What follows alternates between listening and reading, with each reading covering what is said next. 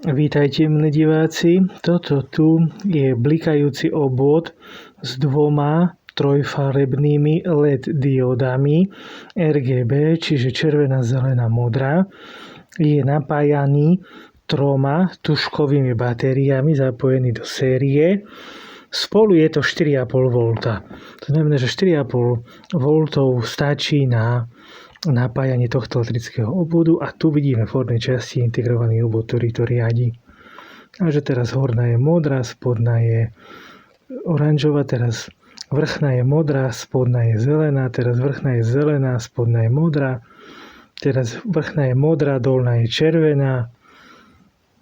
V ďalšom teraz môžeme vidieť, vrchná je do červená, spodná je tiež do červená.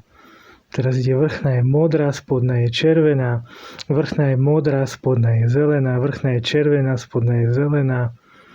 Čiže to postupne sa tieto farby, vrchná je zelená, spodná je modrá. Takto sa postupne tie 3 farby menia premenlivo, ako ich riadi integrovaný obvod. Vrchná je modrá, spodná je zelená. Teraz vrchná je takto biela, až do zelená, do modrá a spodná ide do červená. Takže tak sa tie farby postupne menia.